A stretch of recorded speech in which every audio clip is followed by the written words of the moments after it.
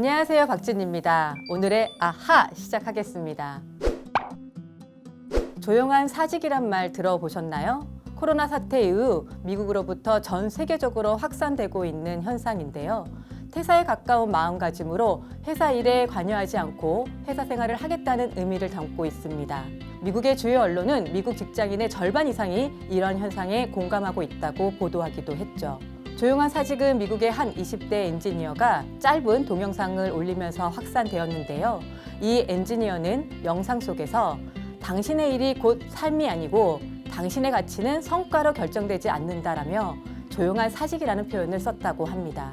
사람들은 왜 조용한 사직을 하게 된 걸까요? 학습된 무기력이란 피하거나 극복할 수 없는 상황이 계속될 때 아무것도 바뀌지 않는다고 여기며 무기력증에 빠지는 것을 말합니다. 이 개념을 설명하는 심리학자 마틴 셀리그만의 유명한 실험이 있는데요. 전기가 통하는 곳에 개를 결박하고 뒷다리에 전기 충격을 가했습니다. 처음에는 온 힘을 다해 도망치려던 개는 시간이 지나면서 벗어날 수 없다는 걸 알게 되고 이후 도망치려는 노력조차 하지 않았다고 하죠. 그 후 셀리그만은 개가 쉽게 탈출할 수 있는 곳으로 장소를 옮겼지만 개는 여전히 도망치지 않았습니다. 현대의 직장인들도 마찬가지입니다. 코로나 이후 대규모 구조조정이 이루어졌고 초과 근무와 구인난이 덮쳐오면서 피할 수 없는 상황에 결박당해 버린 거죠. 자신이 하는 어떤 것도 상황을 바꿀 수 없다고 느껴지니 개선하려는 노력을 멈추게 된 것입니다. 조용한 사직이 확산되면서 이를 부정적으로 바라보는 측도 생겨났습니다.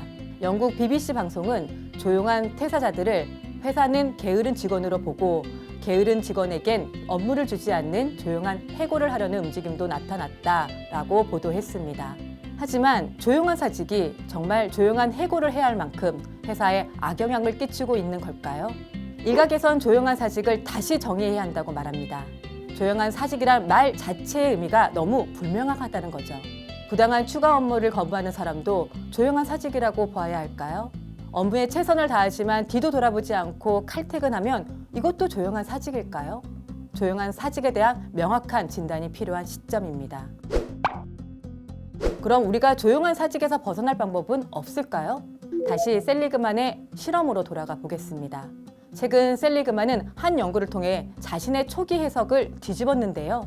셀리그만의 연구에 참여했던 스티븐 마이어의 연구에 따르면 학습된 무기력이 실제로 학습된 것이 아니라고 했습니다.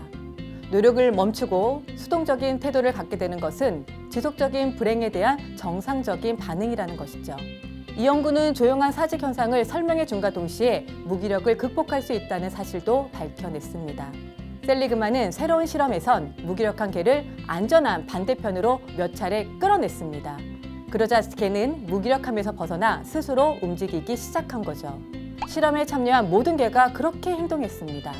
이처럼 조용한 사직을 해결하기 위해서는 조직은 직원에게 자율성을 주어야 합니다. 예를 들어 업무 일정 등을 직원에게 직접 정하게 하는 거죠. 목표나 전략에 대한 의견을 묻기도 하고요. 그리고 이젠 주어진 자율성을 실제로 수행할 수 있도록 하는 거죠. 그러면 직원들은 상황을 개선하기 위해 더 많은 노력을 하게 될 것입니다. 막다른 길에 갇혔을 때 무기력함에 빠지는 것은 잠깐의 현상이라는 것을 기억해야 합니다. 아메이 리더로서 함께하는 이들의 무기력함을 빠르게 캐치하고 그들의 무기력을 타파할 수 있도록 도움을 줘보는 것은 어떨까요? 리더님들, 오늘의 아하 인사이트 발견하셨나요? 내일도 더 즐겁고 유익한 아하 경험으로 만나 뵙겠습니다. 감사합니다.